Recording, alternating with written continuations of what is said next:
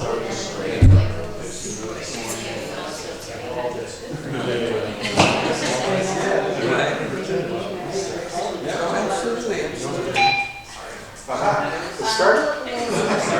Okay, welcome everyone. This is the third listening session we conducted, and the focus today is going to be on recreation.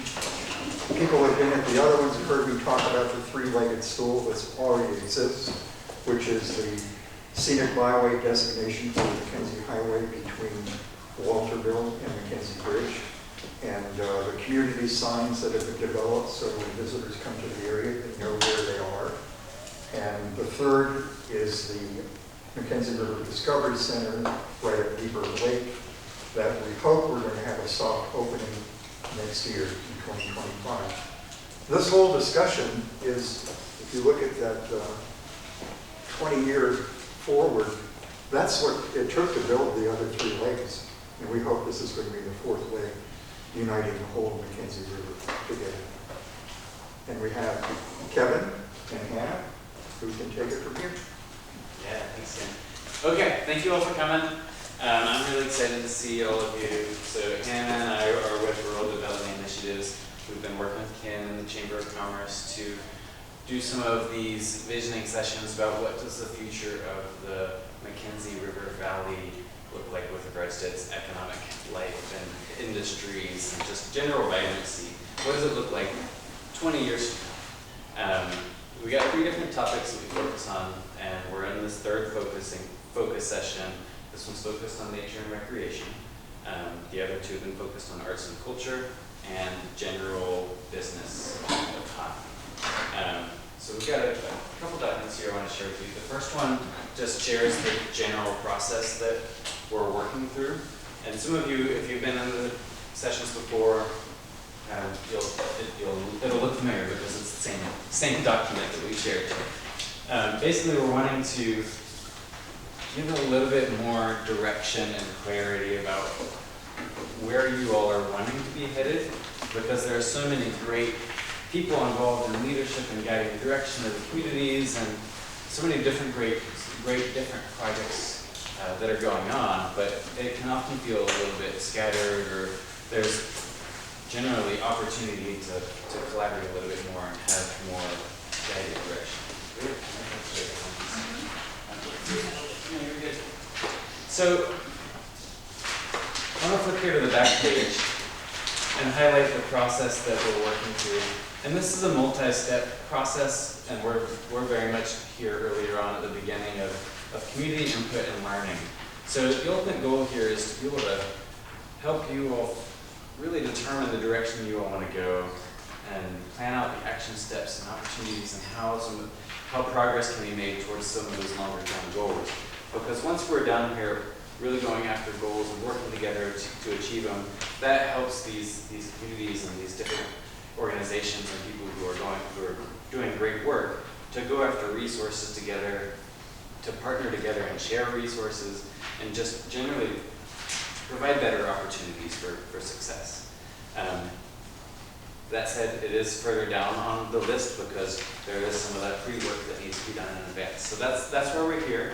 RDI is working with the Chamber to pursue some more funding that can help take us from where we are right now to do some larger community workshops that will build on these first 3 focus groups. And so those would come later in the fall or later this year after more funding is secured. And that's when we would get into more of the, not just thinking of ideas and opportunities, but also thinking through prioritizing the work that can be done and figuring out who wants to be involved and how they can be involved and doing more of that more specific action plan. Okay, does that make sense so far? Okay. Okay, the next thing I want to talk about, we've got an agenda right over here. We'll try to stay fairly on time and on track, but these meetings don't usually follow it exactly. So if we feel like we need to move on, or if you all want to dwell anywhere, just like your input is welcome here too. Next thing I want to share is overview of Main Street. So yeah, if I can have one of these and we can pass these around too. Oops. Yeah. So you'll hear me and some of us here talk some about Main Street and this idea of a regional Main Street across the McKenzie River Valley. And that can be a difficult concept for a region that doesn't even have an incorporated town, or you might think, oh, we don't have a Main Street. But the counter to that is your Main Street is just 60 miles long and has several different communities that are a part of it. So this diagram here is a visual portrayal of an economic development strategy that's been used successfully to revitalize communities for over 4 decades across the United States. It's called the Main Street approach.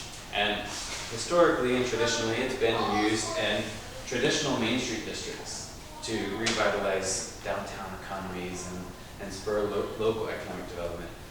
But in Oregon, they've started up a regional Main Street model that, in my opinion, feels very fitting to the culture and communities that you all have here, that are very connected and interdependent and share a lot in common, but also have some disconnections together.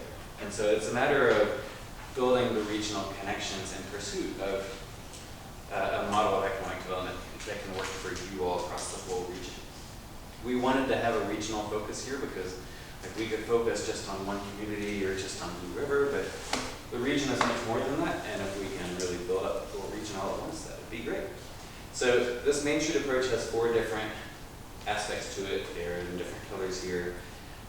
Focuses on the design of the community, so that's building preservation or restoration or greenery and park space, or even environmental design elements like a river or like forest access and things like that in y'all's case. It includes promotion, so sharing the story of y'all's communities, letting people know like what is here that is worth visiting or exploring or experiencing, and really sharing that story with locals here and people who might not spend as much time with them. Organization, this is more of the foundational element, and honestly, we talk a little bit about it in these meetings too, where we think through the leadership structures and the financial resources and just general strategy that can help uplift a lot of that external facing support and programs that people might want to see in the future. And the last one is in the blue. This is where we focus most of our time talking about its economic vitality. So that's why we're focusing right here on nature and outdoor recreation economy. This is all about local entrepreneurship, business support, and everything like that. So that was a quick overview of Main Street, but Main Street is really effective because it builds on these types of assets, and I just want to share these with you all. I think we only have a few of them, right? We have 10? There might be enough. So this sort of conversation, we really want to have it grounded in existing assets in your communities. And these can be much more than what you might typically think of. Like, it does include assets like the track or the river or a lot of great resources like that. But it also includes maybe some assets you might not typically have thought of as assets. Rural communities often have a very strong social or cultural assets of just the people who have a lot of pride in where they are and where they're from. And not every community has that sort of asset. So when we talk about assets in a minute, keep it broad. Think through maybe some resources or opportunities you might have that you might not typically rise to the top of your head. Okay, that's just general overview stuff right now. I wanted to get all of that out of the way so we can spend the rest of the meeting talking. Anybody have any questions or comments so far before we jump into more of this? Okay, before we jump in, I want to do a quick round, because I didn't do it at the beginning, of introductions. So we don't need a full long story, but if people can just share their name and their background or their interest in these groups and why they're here, that would be great. So I'll go first and we'll go around this way. I'm Kevin. I live up in Beaverton. My work is spent supporting a lot of rural communities across Oregon. Doing this sort of work, doing historic preservation grant writing, a lot of it's focused on Main Street community development. I grew up in North Carolina in a community that, when I'm out here, it reminds me a lot of the mountains of North Carolina where I'm from. So I'm always grateful to be able to spend some time out here with you all. So Hannah, we'll go to you and we'll go around with it. Hi everyone, my name is Hannah Lewis. I work at Rural Development Initiatives. I've been there since January, so I'm pretty much new. But I came to Oregon in 2021 to do my master's degree in economics, and I'm originally from Michigan, so I'm a long way from home, but I really love it here, so thank you for having me. My name's Shaw Spady, and I'm basically here to advocate for creating a dark sky, international dark sky community for it started out in the river, but I thought, well, why not the entire McKenzie River corridor? My name is Margaret Young, and I attend the community school here, and I am the current student body secretary, so I thought that it might be good if I was involved in this.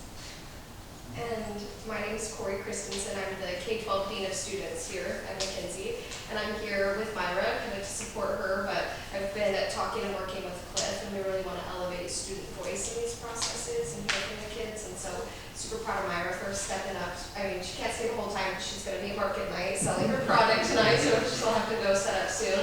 But yeah, we just want to hear from the kids, and that's why we're here. Okay, quick pause. Myra, market night, can you give us a quick snapshot of what it is? Yes. Okay. So the entrepreneurship and marketing class here, we've been working all year, kind of developing a business and like coming up with a product to sell, and we've been making them all year since September, and now we get the chance to like set up a booth and sell what we've been making. So there's a bunch of different products and people. Oh, very good. Yeah, we can work.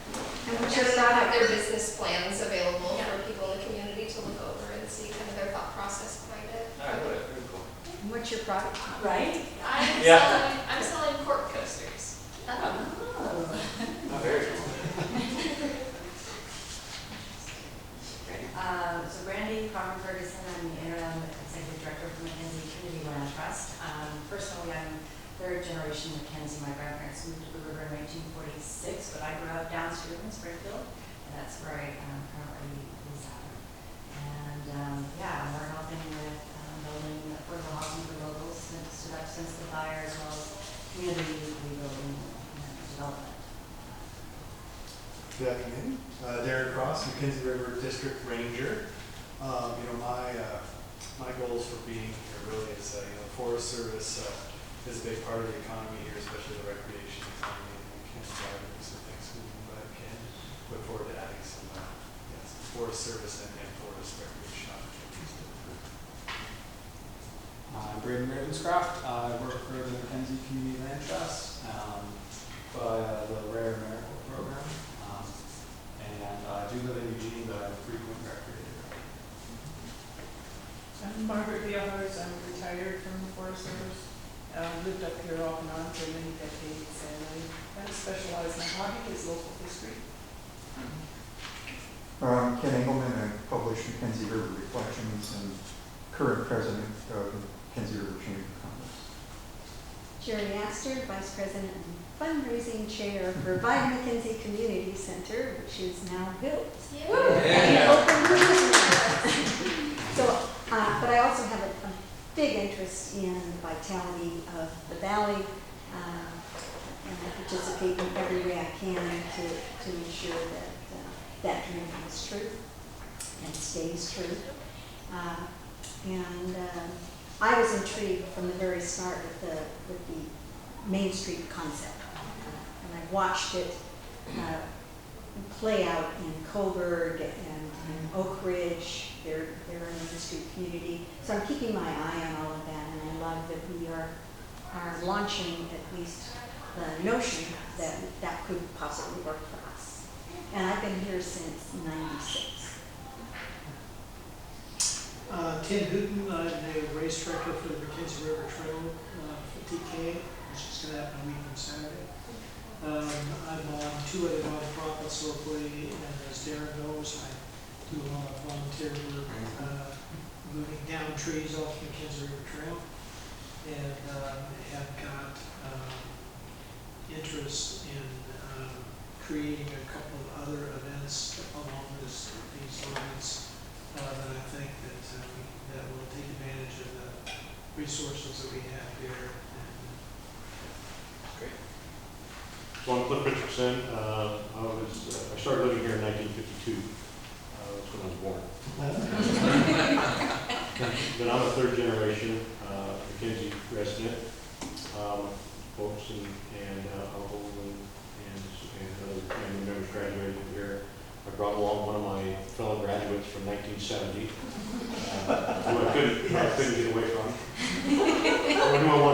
They never say that.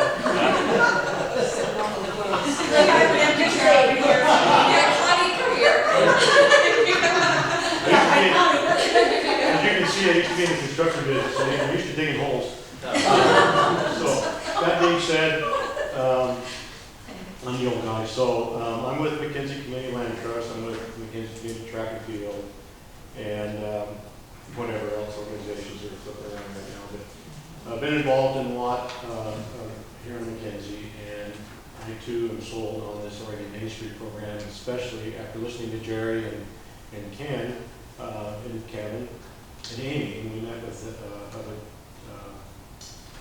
Dakotas. And then I attended an Independence Main Street opportunity where we looked and talked about the main streets in Oregon. And going and attending that and watching what some of these rural communities have done, not just cities, but now opportunity for regional, really inspired me for seeing maybe McKenzie grow back to where, as when I was a kid, it was vital. There was vitality here in this McKenzie, so I'm really, really interested in this concept. Connie Richardson, current president of the O'Brien Memorial Library. And if you've been through Blue River recently, you see that it's coming a long ways. It's so cool. The double take almost drove off the road. I have a picture I just took an hour ago, if anybody wants to see it. It's pretty incredible. So just excited about our community being revitalized because obviously we have the library, but we want to be involved with the community and being more of a community gathering place and not only promoting books, but just, lifelong learning and creating a space for that within a vital community. So excited to be a part of it. That's great. My name is Chris Boy. I'm with McKenzie Community Partnership. We used to be the Blue River Community Development Corporation. We've expanded to McKenzie, which is trying to build bridges and bring people together. Something a lot of other people are doing, so it's nice that we're all pulling in similar directions, trying to get economic vitality back, trying to increase communication amongst groups and make people feel connected and get stuff done in the right direction and build that community. So it's good again to see so many people committed, keep coming to these things over and over again. It's nice that we have them. And Darren, I still own the old ranger station in Blue River. There's not much left of it anymore. A lot of dirt. But you own it. Thankful somebody. Yeah. All right. Great. Thank you, everybody. If there was somebody who you didn't know, feel free to connect with them more afterwards, because part of this is all about building up some of these relationships and connections too. So, over the rest of the meeting, we want to spend some time talking through assets, goals, opportunities, and challenges. We've got some sticky notes here and a handful of markers. Does anybody bring their own pen or markers? Okay, if you did, that would be helpful. I'm also happy to write things on the board and pass each other. They're the smelling ones too, so pick your flavor wise. Any of you want to write on a sticky note with that marker? Pens work too. Anyway. Yeah. Right. We'll see a pen. Oh, Hannah, can you take this?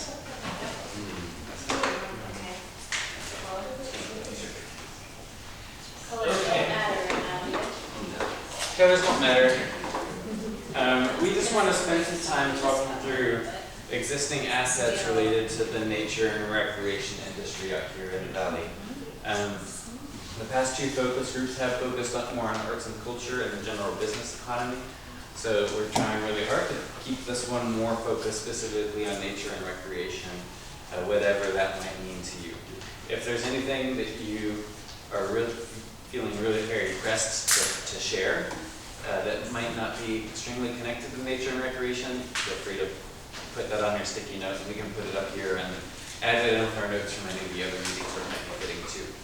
So first, I just want to ask a question, and you all can start filling these out on your sticky notes.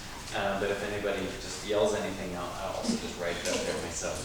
But the first question just being, what do you like about the McKenzie River Valley? Just specifically regarding its nature and outdoor recreation opportunities. And when you do this, think through the assets, different types of assets that are on the sheet handout. And when you've got some sticky notes, you can feel free to come on up and stick them under the assets section or pass them around, and Hannah and I can pick them up, whatever you One prefer. idea per note? You can write as many on one note as you want.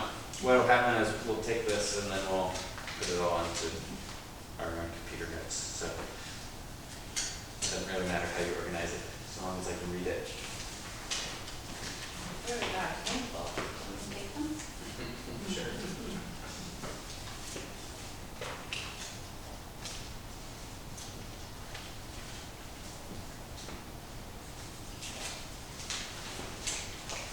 And you're all free to stand up and can you actually similar ones near each other maybe? If you see any similar ones as they start coming up. I'll come around and get some, but if we're not getting to you fast enough, again, feel free to just walk around. You got it.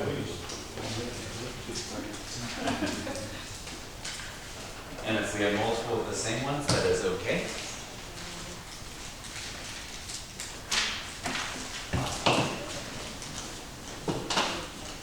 John, I love your art, guys. Advocacy. I'm a big fan of it too. When the northern lights were showing up in Beaverton, I went outside and I was like, well, those guys still yellow with light pollution, so. Looking good to me. Yeah, yeah.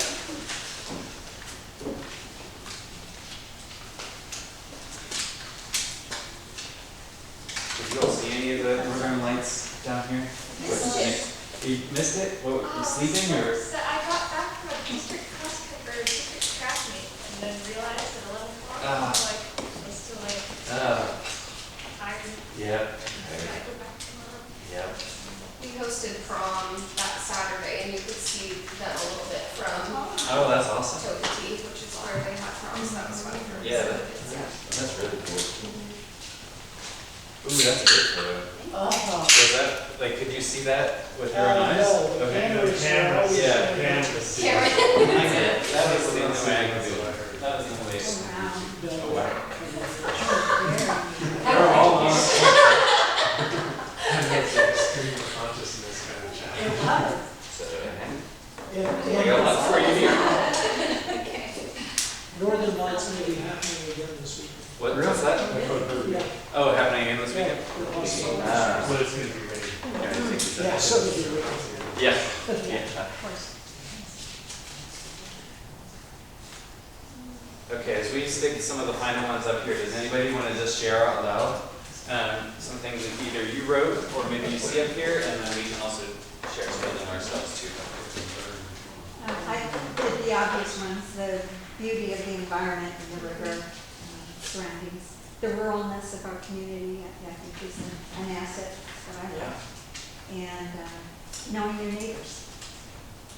The feeling of relief when you leave first. Everybody feels it.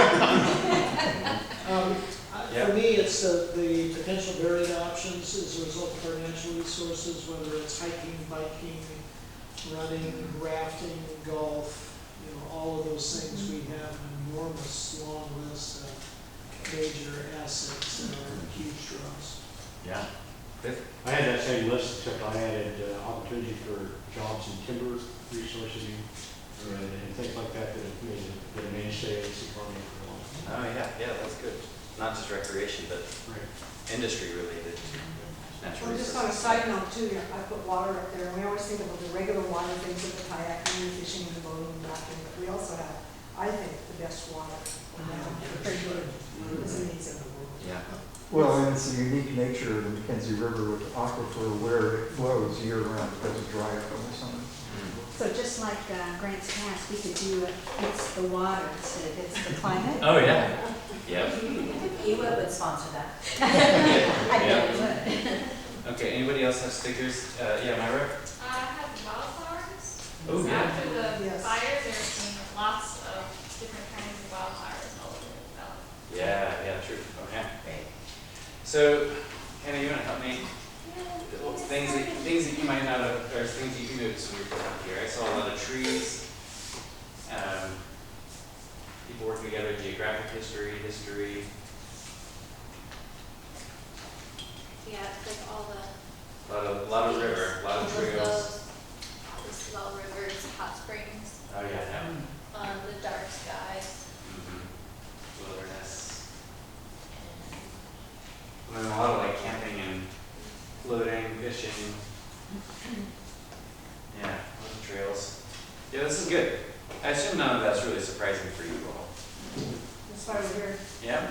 Okay, that's good. Yeah, my first experience here in the valley was probably 4 years or so ago, and I came out to, I was telling Ken or Jerry, to ride my bike up to try to go over the mountain pass into Sisters. But I made it to the top, just got too tired and had to come back. Coming down was great. So it was the outdoors that got me out here first time. And you all have a lot of assets and resources here too. Anybody want to share any final comments before we jump forward to the next part of the conversation? Yeah, I don't know where the asset, we've got a lot of really smart people here in the community who come to us with incredible skills. Because they're retired, they've done big fancy jobs in a former life and now they're here, but they're willing to share that knowledge. And I see that as a big asset. I would agree with Jerry, and then there's the rest of us. We follow this. And I don't mean this to sound negative to that, but there's a large portion of this that are grain community. And so to have Myra, to engage younger generations to become active in nonprofits and activities is the only way that things are going to realistically go forward in the long run here. I have great concern, about the things that I'm involved in, and we're all old, and we rely on the same small pool of volunteers to do the same things, which creates burnout. Yeah. So I think diversifying, participants is and age groups is huge. Yeah, so we'll talk a little bit more about that with opportunities and challenges. But this is a theme that's come up in some of our other focus groups as well. Myra, I'm going to put you on the spot for just a minute, or Corey, maybe you can help here too. We do want to have a good focus, like from a youth perspective in these conversations too. So I'm curious if you put anything up here that either wasn't mentioned, or if you have perspective on do students get out there and enjoy these natural resources too, or any context you want to add?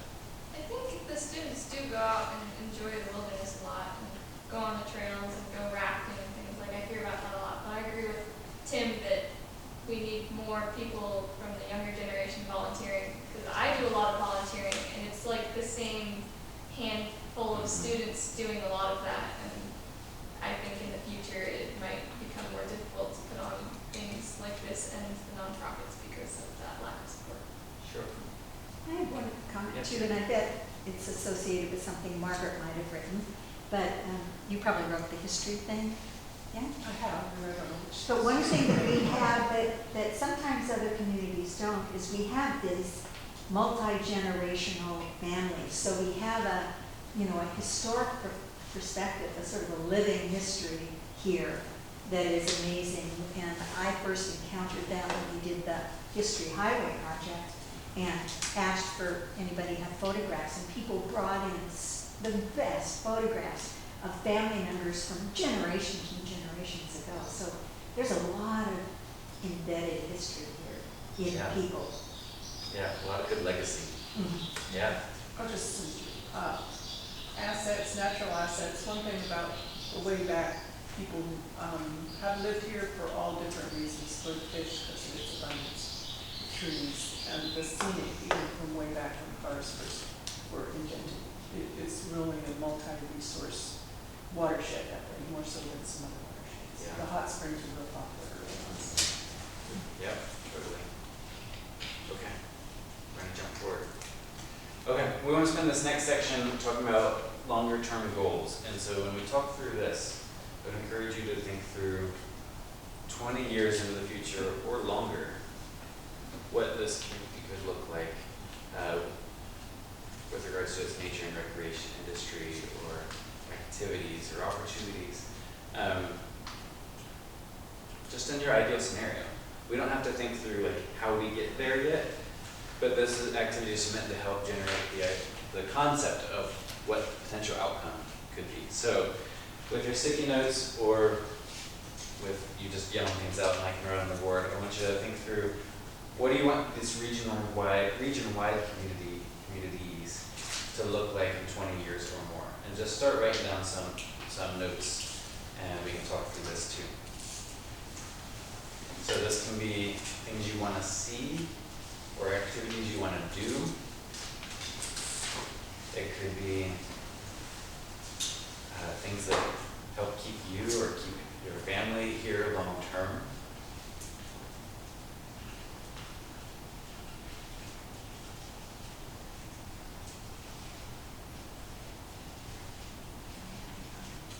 Good, good. Right on time. So this is the scenario where all of these conversations bear all of the fruit that you can possibly imagine. Everything is perfect.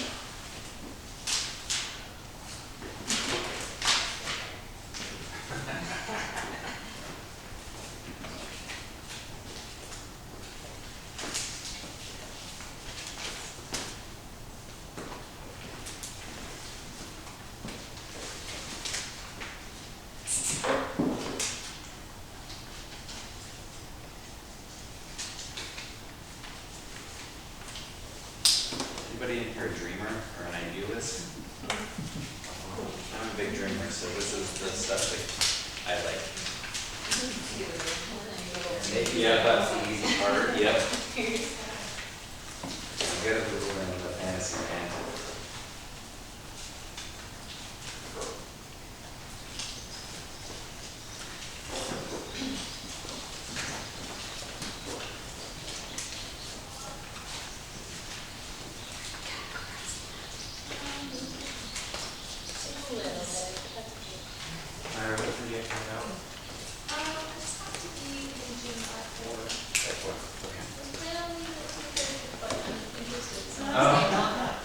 Okay, if you need to head out. What time is the actual? 5. If you get boring, the time clock will move up. Yeah. Oh, I forgot, I have one more thing. Yep.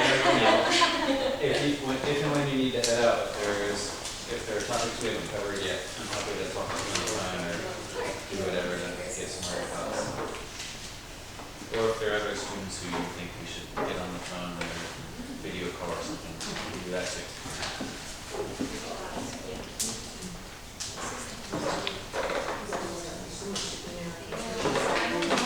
They're all pretty different. Are they all pretty different? Yeah. That is good.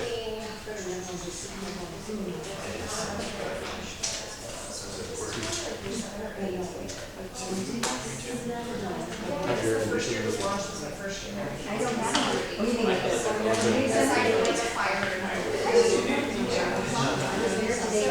Find out this next week.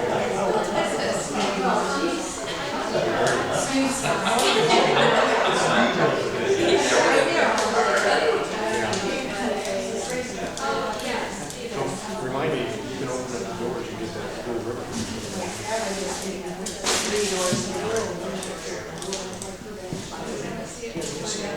Forecast, weather forecast. I think I'm going to hear about it.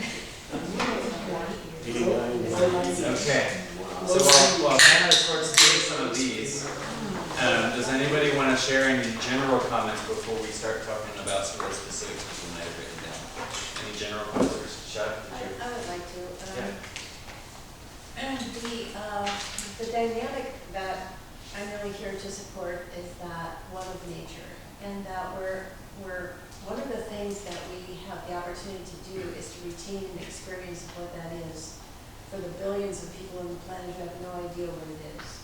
So for me, to have this place be somewhere you come to, be able to see the sky, smell clean air, drink clean water, hear the birds, to me that is what we have to offer that is rapidly vanishing from just about every other place there is.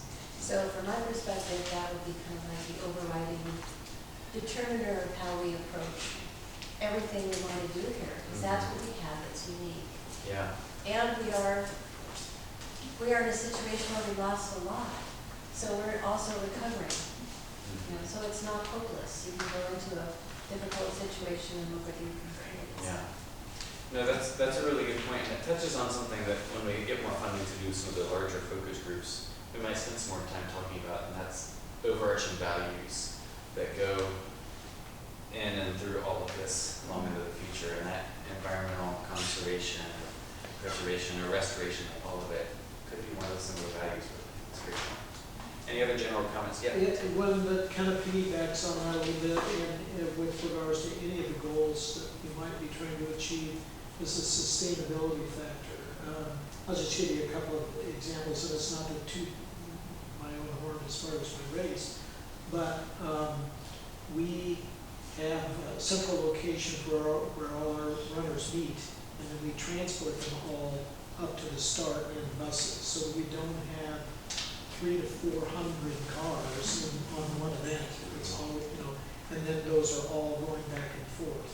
And then we incorporated sustainability aspects in our aid stations, going cutless, and various things like that to minimize the amount of garbage that we create, and the ability to be able to recycle when we do that. So I think those are things that should be thought about when we try to create new events. Is a sustainability goal. That just stemmed an idea for me, or spurred an idea for me, is if we could find a place to park all the vehicles from the Garden Blue Pool and transport them up like what you're doing, that would relieve a lot of pressure.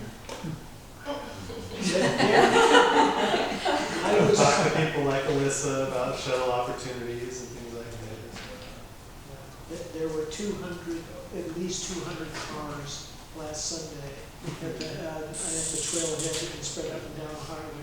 The waterfalls too. The The waterfalls. waterfalls, I did that whole section, and we haven't even gotten into these. Yeah, I've got my challenge. I'm starting my challenge. Okay, I was also going to say shuttles or some sort of transportation improvements as an opportunity as well. So I was actually about to write that there, but somebody might make some note on a sticky note. That'd be I good. think it's mentioned in some of the goals as well. Oh, so okay, yeah. transportation. Yeah, good. Let's get one more general comment. Well, I put a solution to Lieber Dam removal as a goal up there because it's so complicated. Some of the studies that have been done show anywhere from 70,000 to 100,000 visitors going across Lieber Dam to get to the eWeb Park. I don't feel there's been enough discussion from the utility about the economic impacts to this area. What happens, were those people actually going to the eWeb Park, or was it part of their itinerary when they visited here? We don't know. Yeah. You wrote that down up here? Yeah. Okay. Yeah, that's a difficult one. Yeah. But if that's a solution, that would be my goal. Oh, yeah. There is a solution. Yeah. Okay.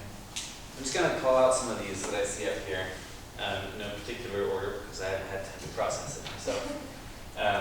But I see more exposure for trails, music concerts and festivals, more seasonal events. What does that say? Shoulder season? Yeah, shoulder season. So like spring and fall? Yes. Okay, yeah. Solution to Lieber Dam. Mountain water quality, a vibrant retail center. Yeah, and that vibrant retail center kind of touches on the Main Street mindset that a few of us kind of have right now anyways, where we have several different regional centers or retail centers where Lieber and Vita and like all these places have a different service or good that's being provided. Yeah, niche.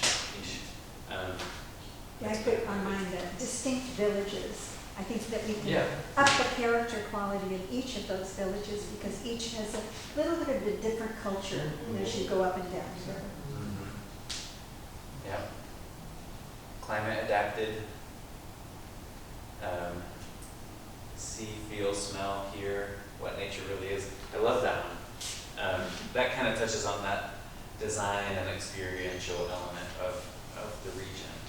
Like when I come here from Portland Metro region, I feel much more refreshed and just automatic sense of peace that comes. And that is a real resource, real treasure. Okay. So a lot of good stuff. The top left is a lot of the jobs. Oh yeah, good. I missed these.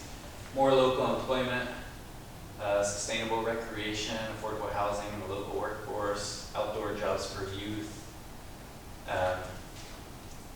good paying jobs from natural resources. Yeah, these are good. So there is a lot of industry in addition to environmental protection. And while they can sometimes be in conflict, sometimes they can also build on each other. And if we're thinking the ideal scenario, hopefully they build on each other. Okay. Any other comments here? I think there's a lot of good stuff here that when we do community workshops in the future, we can keep on building on a lot of this, thinking through action steps of how to get there in more detail. But any other general thoughts or questions about anything you might have heard somebody wrote or somebody write or say? Okay. We can always jump back over it. To do it? Yeah. I don't know whether it's a skill or an opportunity, but what comes to me is a friend of mine, there are many different facilities in San Diego and other places where people go to actually spend money and heal. So they go to a spa, they go in, they do things like fasting and health things, and then that's literally they're there for 10 days or a month or 2 weeks.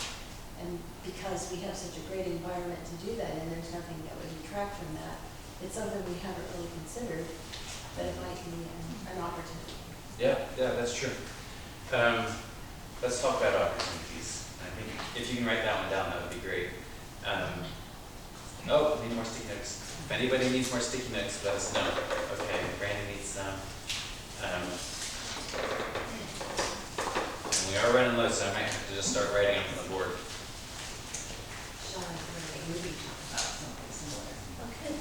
Okay, these are good thoughts so far. Just checking the time. We're doing great. Okay, we shared a lot of goals. We didn't pick any single one of them. It's meant to be pretty wide open right now. But what I want you to do right now is think through either the goals that you wrote or shared, and think through some of the goals that you see or heard other people say. And then think through how we get there. What are some of the nearer term opportunities to start taking some first steps? So there are some lofty goals here. Some of them are ways that communities already are right now. Some are some shifts that might need to happen. But what are some first step opportunities that you might see us being able to capitalize on? So, Yeah. Something that I see that happens up in the Oak Ridge area is the development of mountain biking trails, specific mountain biking trails that don't incorporate the conflict, of multiple users. Okay, and so I think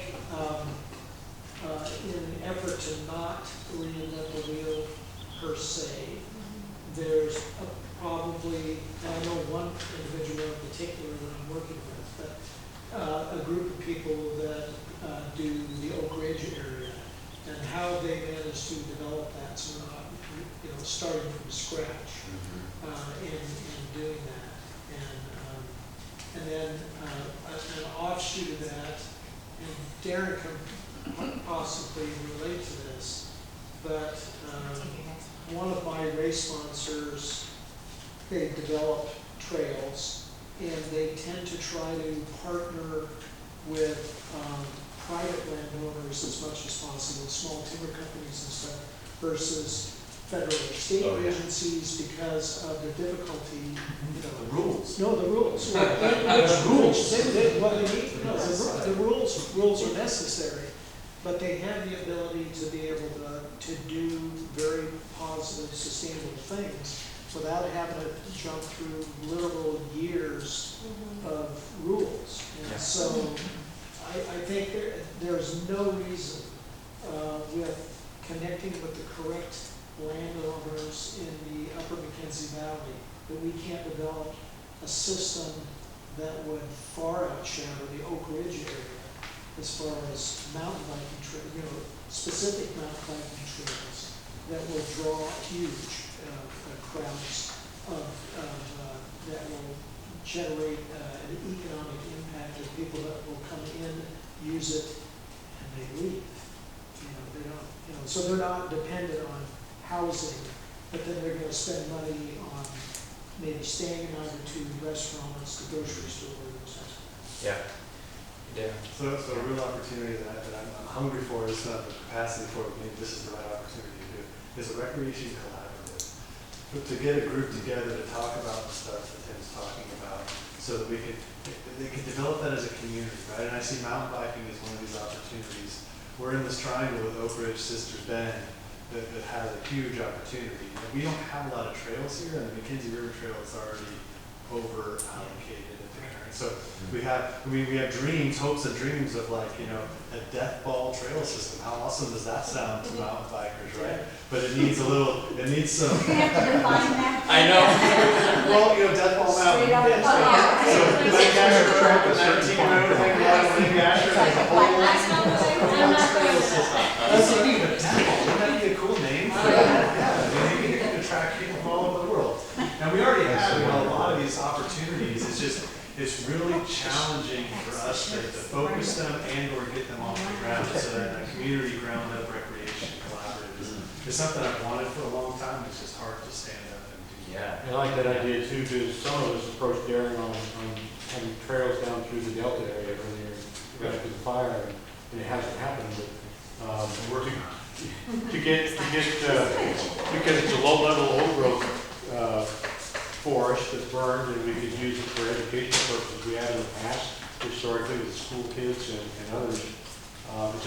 To see how the old growth forest area recovered under a fire situation that we had. And then the other thought I had was these Lucky Boy mines. We've talked about for years, developing trails, which, if we could put it into some of the community conversations we're having currently with trails around Three Sisters Meadows, that incorporate that in coming out of Blue River up into the Lucky Boy mine. So wouldn't that be a great downhill run right there? It could be. That's what I'm excited you say that, because I know I worked with Terry Baker and then the previous one before, and they always said, no, don't even try, don't even bother, no capacity, no manpower, we don't even want to talk about it. And so it's really neat that you guys are saying, yeah, well, let's look and see what we can do. Yeah. Well, and on that, there's kind of some opportunities like the, here we have on the 6th of June, there's going to be a human ecology mapping exercise with Oregon State University. I don't know if anybody's heard about it or if it's made the rounds yet. I know. We're doing that at the community center here in a week or so. And there's opportunities we're trying to get this kind of information. We had something like this going on also, got derailed by the pandemic, but University of Oregon was doing kind of a recreation outreach and trying to figure out what people want to do, where they want to do it. So basically trying to figure out how we should invest our limited resources in recreation opportunities. That one got shortchanged by the pandemic. And then the other thing, while I have the floor here for a second, there's a scenic bikeway public meeting on 7/19, if you guys haven't heard about that, so that's an interest. That's the offer Heidi, the basically offered Heidi to Oak Ridge to McKenzie Bridge. Those are on the docket here coming up pretty soon. And that's one of those assets that we have. I don't know if it was up there or not, but I think I've heard of the scenic bikeway. Yeah. Yeah, great. I want to make sure that I don't get us on task, but people may not be aware, I think it's going to be our 3rd year in a row, the gravel grinders are going to be here in Lake June. They are a world-class operation. I think there's something like 20-some countries that are going to be participating in this. 40 states. Yes, Wow. They're going to be here. They have a high interest in working with us and continuing to develop those opportunities in the McKenzie River Valley. They're a first-class operation. And I would encourage you, they don't care if you show up at the community track while they're here for the 1 night, 2 days, and see what they do. And the ability for us to be able to work with those people and the potential for it is huge. Are there funding opportunities through that? Yeah. Well, let's put it this way, Is that Jerry. the fundraising? There's 400 riders this year. So they'll be camped out on the infield, and they, you know, surely you come up there and you can find one friend to talk to and about something, but they want us, the public, to come up and mix. But that being said, they're tied in with the Hood to Coast organization, which is really well run and well funded. So we hope. I filmed them as they rode, after they left the track and went over the Finn Rock field last year. It blew me away, and I talked to one of the organizers, and I said, there must be hundreds of thousands of dollars just in bicycles. And he said, no, $2 to $3 million for the bicycles going over. That's the kind of economic impact that those types of things can have. But my question was really here, not so much what they might leave here in terms of money, but if they had an interest in developing a certain type of trail that we have the topography to offer. I think they might, Jerry, and only in talking with Chad Sperry, who represents him at the track here, and that he said they have some funds that they would be willing to invest in the community to make their event better, but it would also make the community better. Right. So there is opening for dialogue. There's mountain bike groups like Trans-Cascadia, Disciples of Dirt, all those kind of folks that actually put Blood's Frontiers money into things once you kind of develop the opportunity. Yeah. If somebody is good at summarizing this on a sticky note, make sure we have it up there, because there are so many different ways that I'm thinking of it being framed, but a lot of this is talking about partnership and building some of these partnerships out. So if somebody might go to capture that. Star. Okay, giant asterisks. There it is. Covers everything. Okay. I'm gonna ask you to write that in. Yeah. Anybody else have sticky notes that I need to put up here? Okay. Anybody want to share any other comments that maybe weren't focused on the bike industry specifically, but any other opportunities that might be on that? One of them is, if I may, Yeah, we'll go to Randy. and I'm like, Ken, I don't mean to dog in the conversation, I apologize. This is where the Main Street concept, I think, is really valuable in seeing our villages, so that Jerry says, bringing these villages together in some sort of a united way to work with our natural resource managers, such that we can promote not only from the private sector, but also from the state and the local county and federal, so that we kind of have a general plan that we all fit into in some fashion to develop this resource and at the same time maintain it for the values that we cherish. Does that make sense? We need to find a way to utilize resources we already have in place too. I know for a number of years we've been promoting trails through McKenzie.com and trying to put the bend trails, and it's a lot smaller obviously. But what's really helpful for us to know is, what assets and Forest Service perspective we want us to encourage people to go to. Because over the years I've been a lot of, oh, don't send people there, oh, don't publish that, don't do this. Cool. And yeah, well, we're doing our best to direct where we can. But but so I mean it is helpful. So it's worthwhile to connect and know what we should be doing. That's a perfect collaborative kind of conversation. Yep. Yep. So I have a question. Can we go to Randy first before we go shop? Is that okay? Well, and just having worked for McKenzie River Trust for 14 years and given about 50 plus salmon spawning tours, the educational opportunity between Pinrock Reach for that spawning restoration habitat, and then of course the South Fork, Delta, Forts Creek, all the amazing science that's being utilized on the McKenzie. Yeah, well, got it right there. Here, I already wrote it down. Just looking up there. It's a huge opportunity. An opportunity for education. I mean, scientists are coming from all over the world to tour these projects, and that opportunity to also just educate the general public about, salmon rights, right? And we've got a healthy river, and it's beyond, that's where the dollars are. So Yeah. 29th is going to be a huge science summit. What a National Geographic tour. Because my friend Scott is all over the world for geography, but it's, National Geographic puts the tours together, determines what it's going to be. I think about all those opportunities that are, that are up there, when you think about bringing people in and all of that, but where are they going to eat and where are they going to stay? Because to me, that's two really big pieces. That belongs in challenge. That are almost there. It's an opportunity for someone to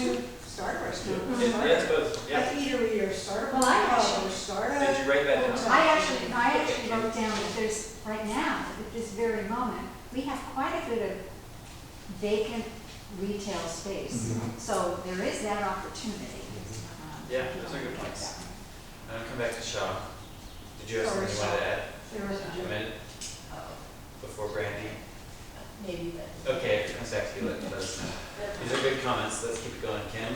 Yeah, a couple decades ago, I guess it was, we had Olympic kayak trials on the McKenzie River Oh, cool. up by Deer Creek. But I don't know why it was only one time. But there was really good turnout and it was shoulder season as well.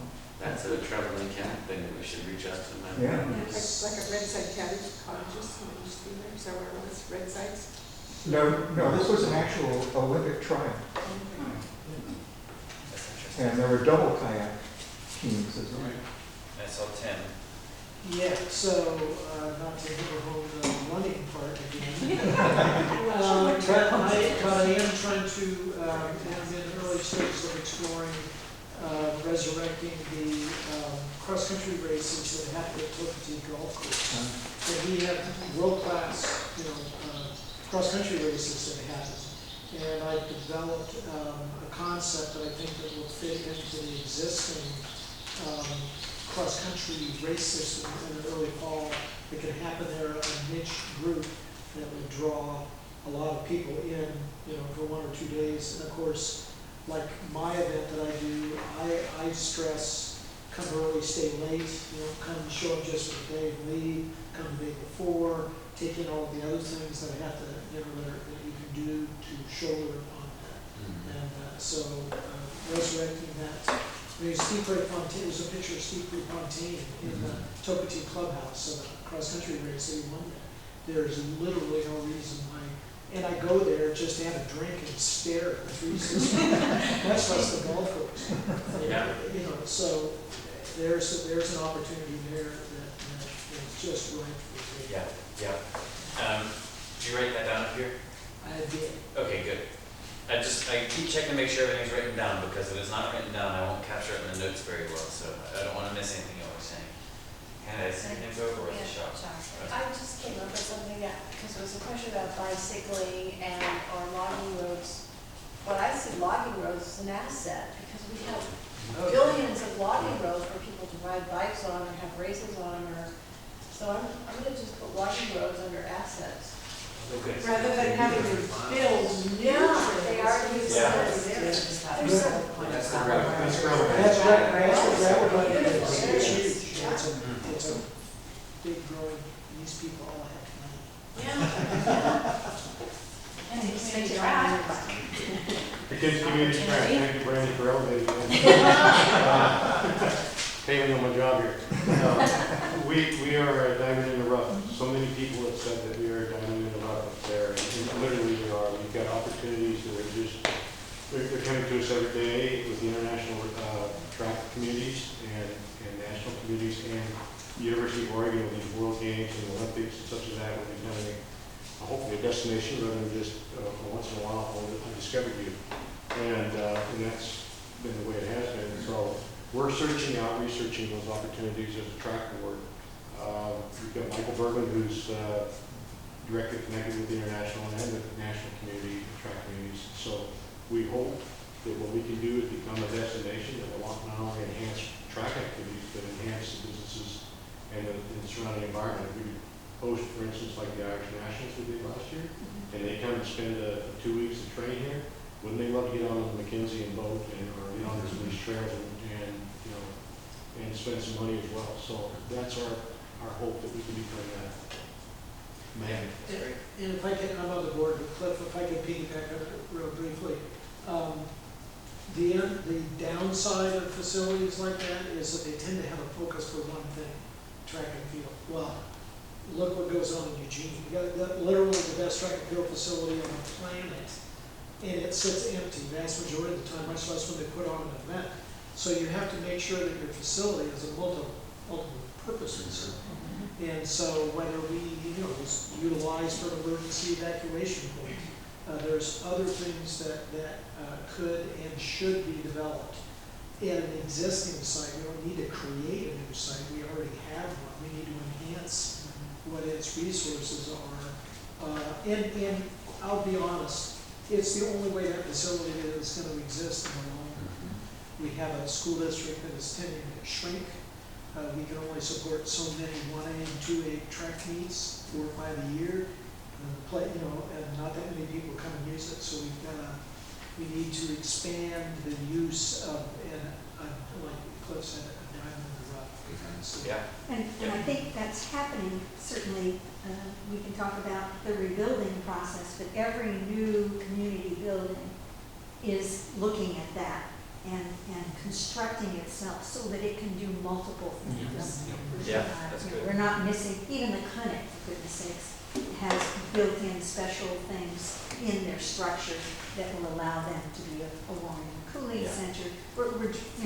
I think that's well underway. Those plans are already in place.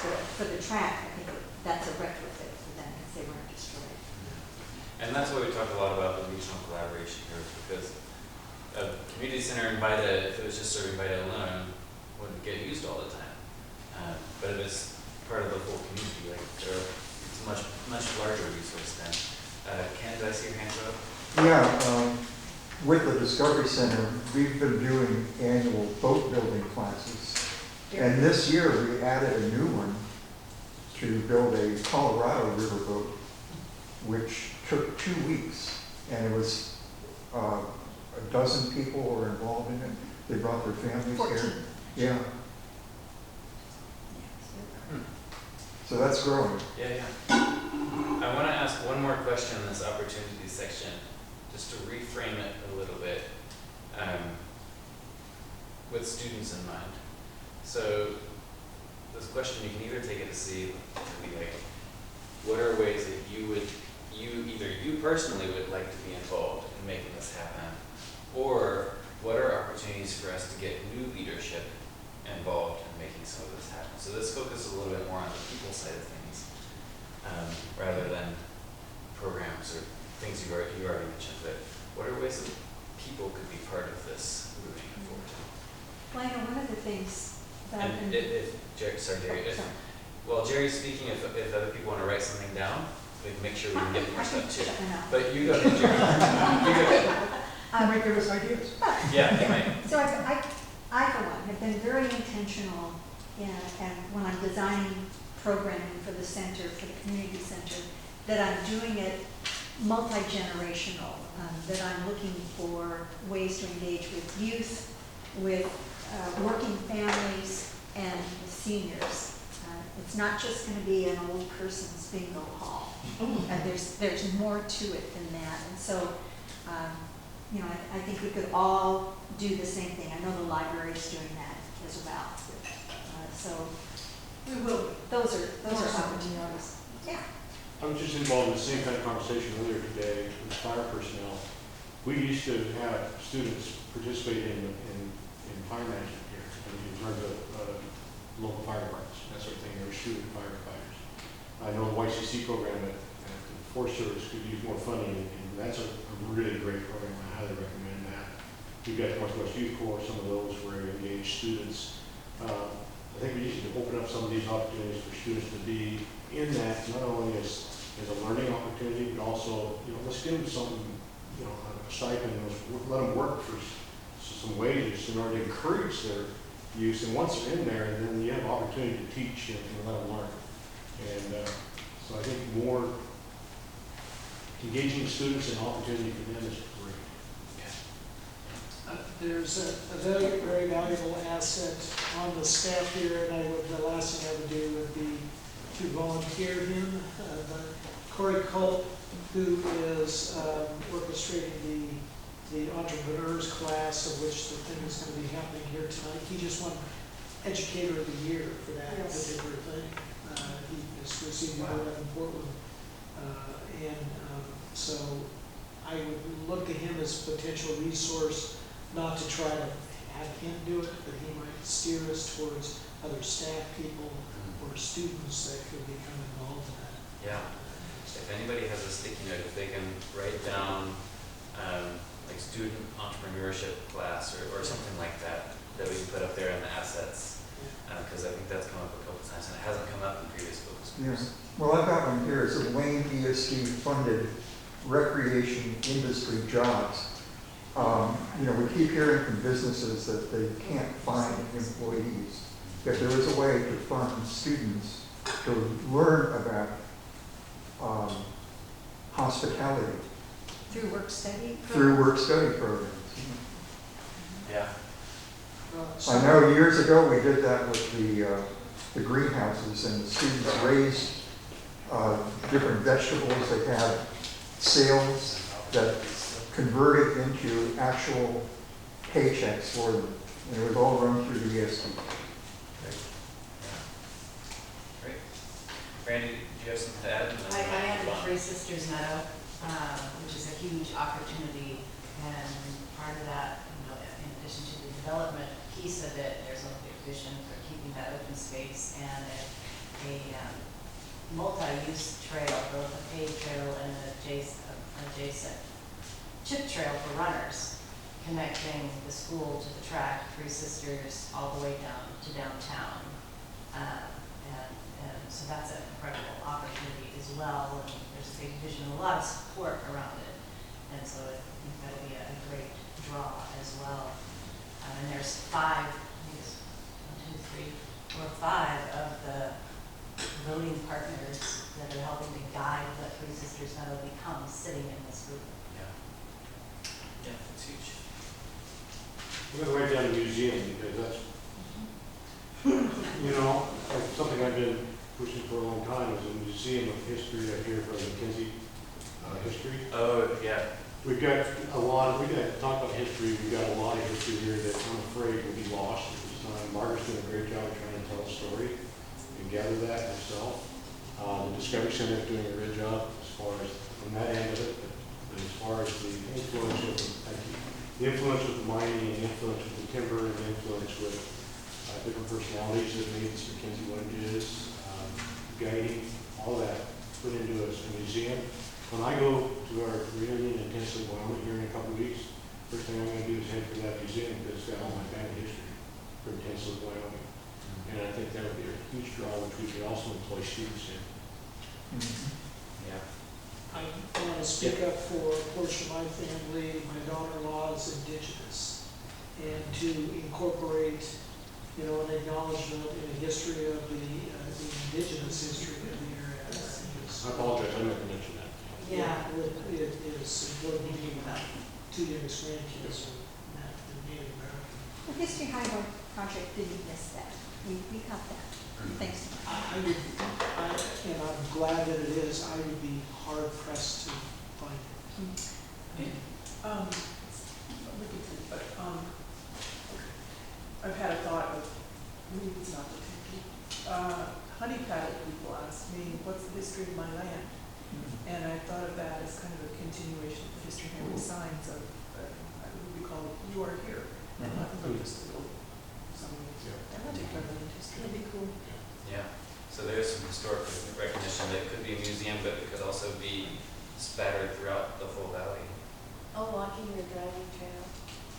You could stop at different places. This, like the old house that I had that burned down. Menina Schwerin built it. Her grandfather, Mr. Sparks, gave it to her, but her husband built the road to Sisters and started an apple orchard there, which is still standing. There's all kinds of little places where people could go from marker to marker. Yeah. Yeah. Can you write down a little bit more about that there? Yeah, Margaret? Just expand history highway. Yeah. I put that down.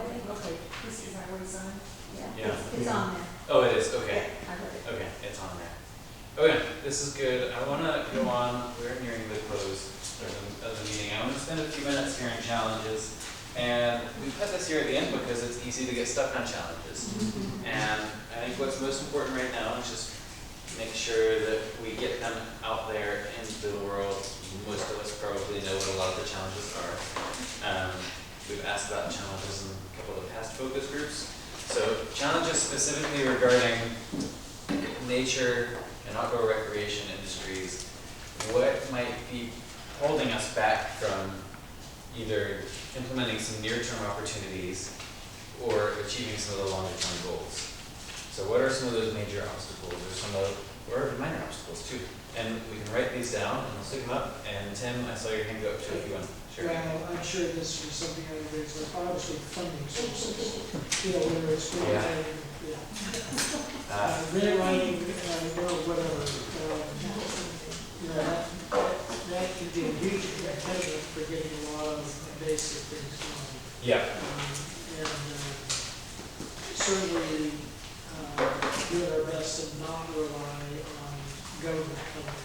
Yeah. If possible. Yeah, no, funding's a big piece of it, and that's one of the advantages of you all going through some of this process already right here is a lot of these funders want to see the community work and the community vision, like demonstrating the need for a lot of this, and I think you are laying a good foundation for a lot of that. So we got funding, people to do the work, lack of lodging. Yeah, here's the good ones coming up. Let's keep on sending these up here.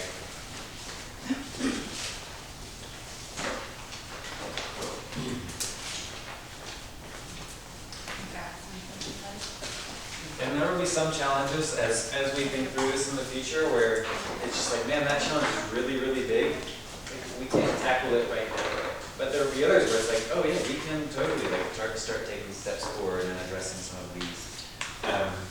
So as we go forward with future funding with the chamber and outside partners, like this type of conversation is something we can expand on too, of mapping out what might be some feasible implementations or feasible action items that can be done a little bit earlier or might need more planning. We can plan through that a little bit more. I see Weaver dam removal impacts. More people involved, lack of employees, aging population, limited volunteer pool. Anybody have anything they want to I share? put up wastewater disposal because we all love the river and we know that those houses right by the edge of the river are not like septic safe. You can tell it in a raft between up above McKenzie Bridge and below McKenzie Bridge. And highway capacity. That's a good one. Mass transit opportunity. Yeah, it is. We could do our own little LTE. We have city bus service. Whatever, I know, on these big weekends, and if the population growth in Oregon is gonna go way up anyway, like the waterfall, parking lots and blah, blah, blah, and we have. Infrastructure, absolutely. And it's a big thing, we can't pay for it as community. And I think, Yeah. I think that the point I made earlier around sustainability, and that's a challenge. I mean, it's an easy concept, but it's not easy to implement. Yeah. It's better to implement it up front than try to just shoehorn it in later. Yeah. And that's why I think what the idea is, are you making sure that your process is having. Yeah. Yeah, I'm a big transportation nerd, and it's a big challenge in a lot of rural communities, especially. I do think you'll have some assets that might make it a little bit more feasible, just having the start to some identifiable communities where if it's just a region-long bus line or tram service or whatever, just having designated stops in each of those communities as they grow or get more focus. The concept of overnight stays like accelerates the traffic, increase in traffic. I mean, if people stay for 3 or 4 days, that's less traffic. Yeah. I'm not sure that people have the appreciation that LTD, at least Monday through Friday, comes up here 4 times a day. Oh, I They come by in front Up of, and back, up and yeah, back. they come in front of my driveway 4 times a day, Monday through Friday. Twice a day on Saturdays and Sundays. I have better mass transit service than almost everybody in town does. Because people may have to go a mile or 2 to get to a bus stop in order to the end bus they go. Yeah, that's interesting. Well, we got a bright spot, I think, with LTD. I was on the transportation, the big community outreach thing. I was on one of those tours. And if we have the riders, I mean, they're not opposed to upping the amount that they do. They just want to make sure that the bus is in. Yeah, oh no, needs So, to. yeah, so I mean, that's part, it's a good one. Yeah. Well, that's something we could market too. I mean, we could market to the downriver folks that Yeah. Yeah. take One of the bus big rides. challenges that's not on there that we really need to do is most of the people that are coming to utilize our great assets in the forest are coming from Bend, they're coming from Sisters. They come and utilize our assets and they turn around and go back before they hit the bridge. And so almost no dollars come into our community, and our people are mostly the ones that are supporting and maintaining, doing most of the volunteer work in there. And that's a huge frustration. We need to find a way to tie those assets in with the businesses that we have here, and we need to get them shopping or staying here and not from the areas that, in my opinion, Bend doesn't need that money as much as we do. We need to build a community here. One of the biggest challenges, and this is one of the hardest things when you talk about economic development, we already mentioned, is overuse. I know, in Traveling County, they call it protect the playground, right? There's like a sweet spot of getting use, but they're not overuse. You got the blue pool, the hot springs, the falls, there's some places that are just loved to death. And so there's a really, you want people to come here, and yet you don't want them to maybe go to these places that are overrun, right? Because they're not built for that. Blue pool is not built for it. It's not, and it forces us to then respond by building stuff. To manage all the people, turn lanes, all these kind of things, right? San Antonio Ski Lodge is coming back. There'll be an awesome opportunity up there, probably mostly from the east side, but it's still going to be up there. And then, but that's a horrible place, there's passing lanes at the top of the pass. It's like, it's not a great place. You got the ski hill with Big Lake right there. It's like, so it's just like, we want people to come in. It's going to cause some other. Part of the problem, I think, and I hate to bring it up, is that we don't have enough places for people to stay. Yeah. To come in and stay, the lodges are all, if you were to check most of the lodges right now, they're all booked up. There's no place for people to come and spend the night. And then maybe if we regulated these overused areas to some degree, they could make a reservation, they could come in and use it that fashion. But what they do is they come in on days, and then they just crowd and overcrowd. Yeah, exactly. So I know that's been something doing involved in marketing for the community, for tourism for years now. We've always been really hyper-focused on over marketing things. So that's where I see there's a huge advantage there, and we have to be very careful how we market, because we could easily turn ourselves into Yellowstone or Yosemite, where we just got a parking lot, the highway's a parking lot. And nobody wants that. But if we can get a number of those people that are already going to these asset places from Sisters and Bend, instead of staying there, staying here, there's huge opportunities without doing that. But we run a real risk of destroying a lot of things we love about the community by promoting these things. And so it's been a real struggle trying to say, how far do we go? We saw what happened to Blue Pool, and that's not because of us necessarily. That just went off social media, and we potentially are going to run into that with other areas again. So we have to be really careful about it, and it's a challenge. But I have a cautionary tale, similar cautionary tale. I have a girlfriend who lives in Round Top, Texas, not Round Rock, Round Top. It's in the hill country. Gorgeous little area, a community of 90 people. But twice a year they have this big antique week, and about 100,000 people come to the area. And so they have, of course, marketed the hell out of it. Everyone who comes falls in love. If you've got money, you buy land, you have a ranch, and suddenly Round Top isn't Round Top anymore. So you really do have to be very careful. You can't be a one-trick pony. You can't think with just one brain, because otherwise we're going to go in a direction that has unintended consequences. Well, we're already there with housing lack due to vacation rentals and second homes. Yep. I want to ask a question. Connie, I want to ask you specifically if that's okay. Corey, yeah. Corey. Yes. Connie. Thank you. Yes. I want to get some of your perspective here, just working with students. Do you see challenges with getting students more involved, or keeping students around after they graduate, or? I think our challenge is just getting students in general up here after the fire. What are your average class sizes now? Well, we have a graduating class of 7 this year, and the average class size is about 15. And pre-fire pandemic, we were about 20. So before the fire, our student population was just about 220. Post-fire, we were at 160, and we're only at 181 right now. And those numbers don't seem significant, but when you're as small as we are, they're super significant. You don't give us comfort down valley. And yeah, and so when we went charter, we removed our district lines to be able to take kids who were kind of falling through the cracks or didn't like the big school scene down in Thurston and Springfield. And we picked them up at the Albertsons there and we bussed them out. And we had a good number of kids coming up pre-fire then too. But it's not significant enough by any means to like have a robust school. Like So part of it's student class sizes or individual. Okay.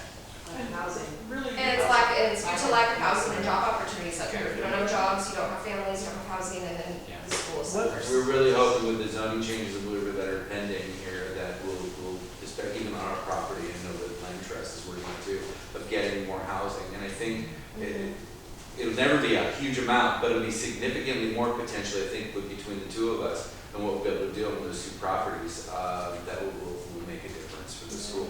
Because we don't need to have a huge room, but if we have 10 or 20, that will make a big difference. Yeah, and Lazy Days going to have almost 20 there. Yeah, so we have some good things that are happening. Yeah. One last comment. Yeah.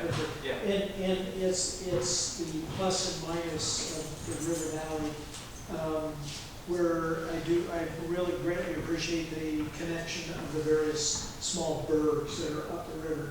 The difference is if you're in Oak Ridge, if you're at Crestwell, if you're at Crook, you've got a central location where everybody is located around here.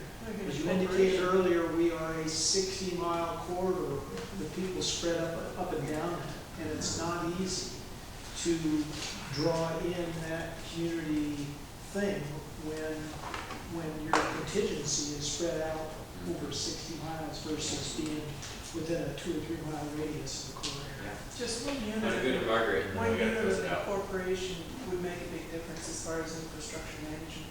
Because it's all just nonprofits managing the infrastructure for a district, but I don't know if the rural part of Main Street is addressing that issue. Yeah. Well, the rural Main Street model is very new. So it's the Oregon Frontier Chamber of Commerce was the first to do it. They've got 9 or 11 communities that are part of their one umbrella. And the Northeast Oregon Economic Development District has recently just started up too. And they've got a handful of communities in their district that are very spread out. So it's still an emerging model. It would mostly support with like leadership structure and coordination and partnership and going after resources together and making sure people are united under one like vision and some strategies with that. But I imagine there would still be partnerships with other nonprofits and Lane County and We'll think about the appropriation part of that. Yeah. All that plays. I think you should put a pin in that, and that should be something we should talk about, the pros and cons. You'd have to the whole river. Oh, yeah, I know, it's been talked about for 20 years. Yeah. Pros and cons, but it makes a difference how people put projects together. it does. Yeah. Okay. Ken? So I put one up there you probably won't understand. It says the end of the asbestos forest.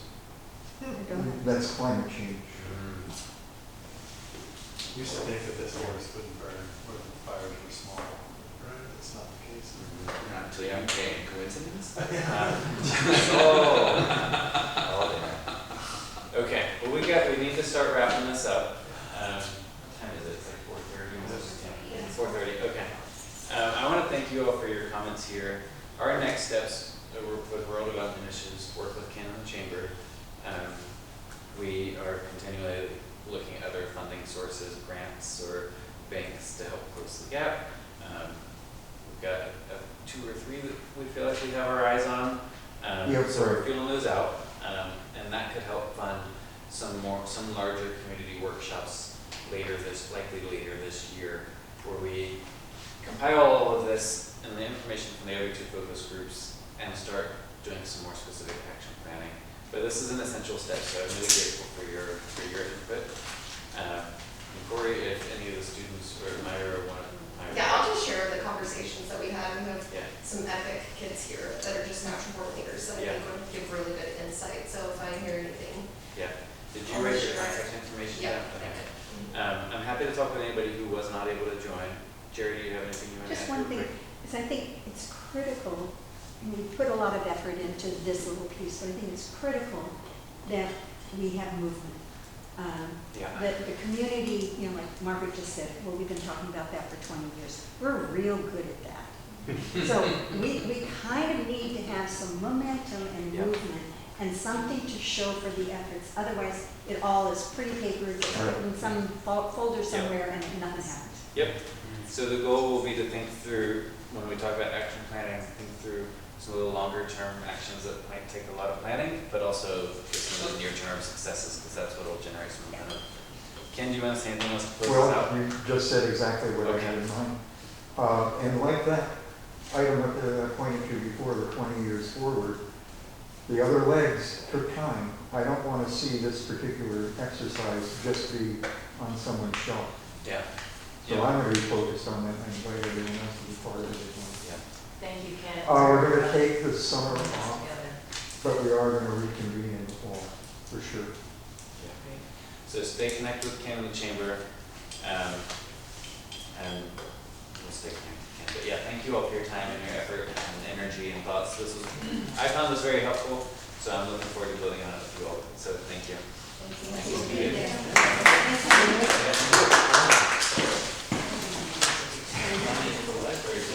So, I don't know what I'm going to do. Okay.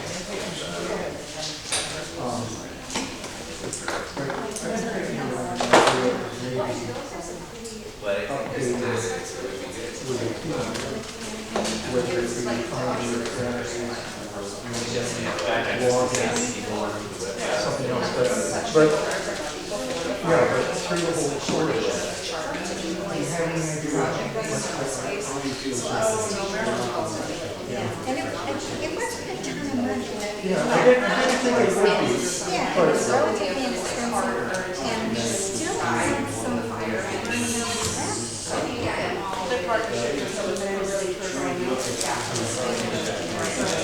because our intention was to do these signs and then we're going to get, because we have more images in the verbiage than we have signs.